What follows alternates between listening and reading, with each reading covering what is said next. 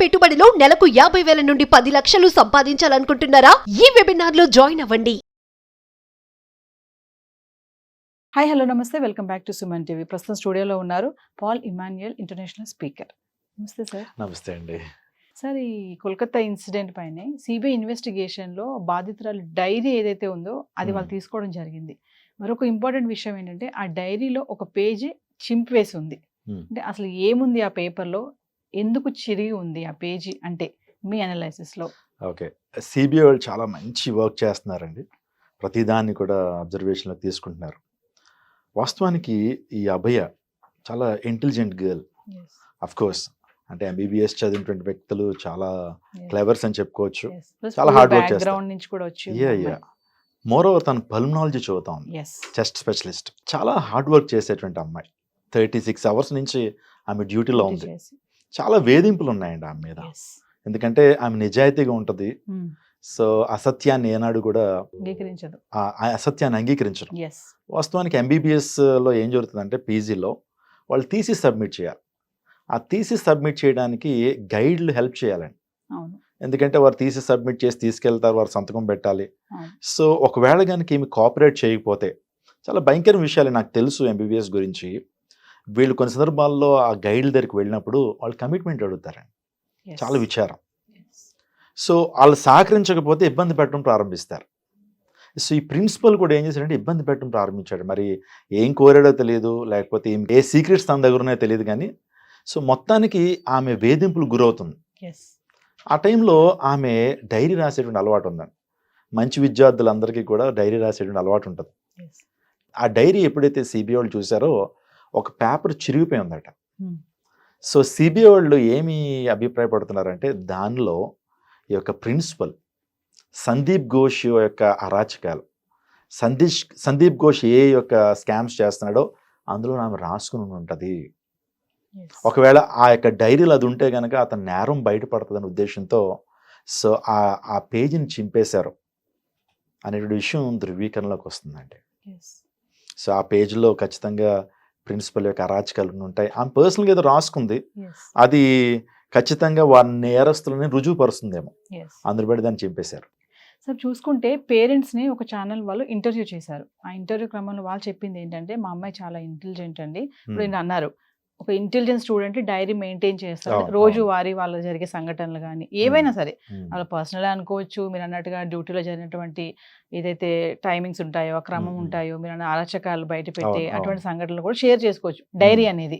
So మా పాప ఏంటంటే ఇంటెలిజెంట్ ప్లస్ చిన్నప్పటి నుంచి డాక్టర్ అవ్వాలని ఒక కళ కూడా ఉంది అని చెప్తున్నారు. ఇప్పుడు మీరు చూసుకుంటే ఈ పేపర్లో ఒక డైరీలో ఒక పేజీ చిరిగిపోయింది అనేది ఒక ముఖ్య విషయం. ఇక్కడ సిబిఐ ఇన్వెస్టిగేషన్లో తెలిసింది ఇది. అంటే చిరిగిపోయి ఉంది అంటే ఖచ్చితంగా దాంట్లో సందీప్ ఘోష్ పేరు ఉందని అంటారా? ఖచ్చితంగా అండి. ఎందుకంటే సిబిఐ ఎంక్వైరీలో కూడా ఈ సందీప్ ఘోష్ ఖచ్చితంగా వన్ ఆఫ్ ద కల్ప్రిట్స్ అని వారు చెప్తా ఉన్నారు. అతను ఎంకరేజ్ చేస్తుంటాడు. ఈ హత్య వెనకాల చాలామంది వ్యక్తులు ఉన్నారు. సో వ్యక్తులు ఎలా ఉన్నారు అనేటువంటి విషయం మనకి ఆ పోస్ట్ మార్టం రిపోర్ట్స్ ద్వారా ఈజీగా తెలుస్తుంది. సో ఈమె కట వాస్తవానికి తల్లిదండ్రులకు ఎప్పుడు చెప్పేదట, mummy I want become a good doctor, నేను గోల్డ్ మెడలిస్ట్ అవ్వాలి, సమాజానికి మేలు చేయాలి అనుకు మంచి కమిటెడ్ డాక్టర్ అండి ఈమె. సో ఆమె ఖచ్చితంగా డైరీ ఉంది, అంబిషియస్, ఆమె మంచి అంబిషన్స్ ఆమెకు ఉన్నాయి. ఇటువంటి అభయాన్ని ఎంత బ్రూటల్గా చంపడం అనేటువంటిది వాస్తవానికి ఆమె శరీరం అంతా కూడా ఘాట్లేనండి. ఆ తర్వాత థైరాయిడ్ గ్లాండ్ పగలగొట్టారు, ఆ తర్వాత రిప్స్ పగిలిపోయినాయి, ఇంకా చాలా భయంకరమైన చిత్రహింసలు చేశారండి. ఆమెను ఒప్పుకోమని భయంకరమైన రీతిలో వేధించారు. ముందు వీడియో బయటకు వచ్చింది కదా, ఆ వీడియోలో ఆల్రెడీ ఈ గొంతు నులిమినట్లుగా ఆ వీడియో బయటకు వచ్చింది. వాస్తవానికి కొంతమంది ఎక్స్పర్ట్స్ చెప్తుంది ఏంటంటే ఆమెతో ఒక పాన్ వీడియో చేయాలనేటువంటి ఆలోచన ఉన్నదట. కానీ దానికి ఒప్పుకోకపోవటం, ఆమెను ఒక చెడ్డ స్త్రీగా చిత్రీకరించాలి అనే ఉద్దేశంతో ఒక పాన్ వీడియో తీయటానికి సో వాళ్ళు రంగం సిద్ధం చేశారు. దానికి ఒప్పుకోబెట్టేసరికి చంపడం జరిగిందనే విషయం కూడా కొంతమంది విశ్లేషకులు చెప్తా ఉన్నారు. ఏదైనప్పటికీ అండి ఇటువంటి అరాచకాలు, ఇటువంటి భయంకరమైన సంఘటనలు భారతదేశంలో తరచూ జరుగుతూనే ఉన్నాయి. చట్టాల్లో మార్పు రావాలి, ఆ తర్వాత విధానాల్లో మార్పు రావాలి.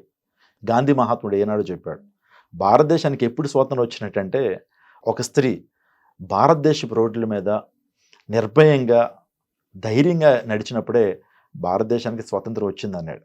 అర్ధరాత్రి దాకా అక్కర్లా, మిట్ట మధ్యాహ్నమే స్త్రీ నిర్భయంగా తిరగలేకపోతా ఉంది. కాబట్టి ఈ యొక్క చట్టాల్లో మార్పు రావాలి, చాలా సీరియస్గా తీసుకోవాలి. ఈ కేసుని సుప్రీంకోర్టు కావచ్చు, సిబిఐ కావచ్చు, ఈడీ కావచ్చు, చాలా సీరియస్గా తీసుకుని దోషులను బయట పెట్టకపోతే ఇవి మరలా పునరావృతం అవుతాయి.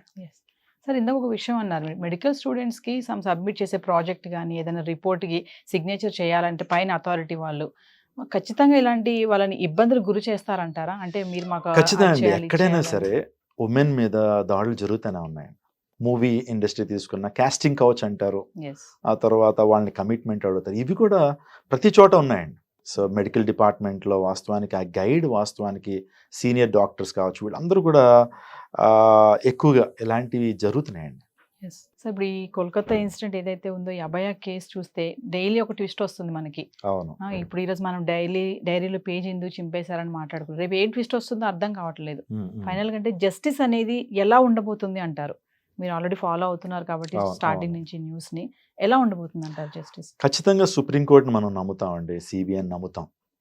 సో ఈ పరిస్థితుల్లో కూడా సిబిఐ ఖచ్చితమైనటువంటి తీర్పు ఇవ్వకపోతే ఇంకా భారతీయులుగా మనకి హోప్ లేనట్టే.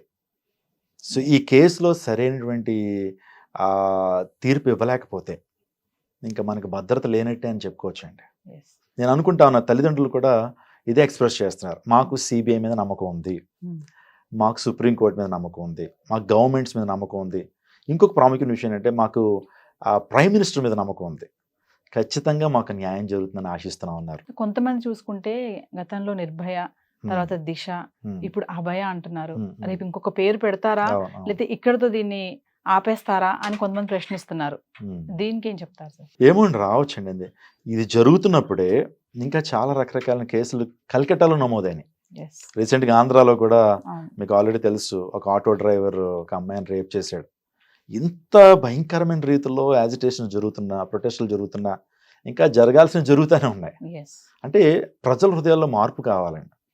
ఎన్ని చట్టాలు వస్తున్నా, ఎన్ని సంస్కరణలు వస్తున్నా సరే మనిషి హృదయం మార్చబడకపోతే ఇవి జరుగుతూనే ఉంటాయి. ఇంకొకటి, సుప్రీంకోర్టు వాళ్ళు ప్రాస్టిట్యూషన్ లీగలైజ్ చేయటం, అది కూడా చాలా బాధాకరమైన విషయం.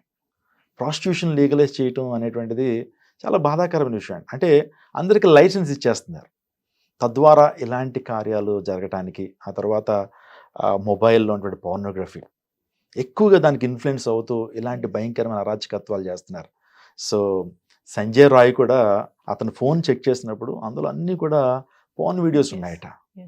నిజంగా అవి చూస్తున్నటువంటి వ్యక్తి ఏదైతే చూస్తాడో చేయాలనుకుంటాడు, అందులో బట్టి అవకాశం దొరుకుతూ ఉంది. ప్రతి ఒక్కరు కూడా ఈ యొక్క సెక్సువాలిటీ మీద, మీడియా కావచ్చు, లేకపోతే ఈ పోర్న్ వీడియోస్ ఎక్కువగా యవన సమాజం మీద పనిచేస్తున్నాయండి.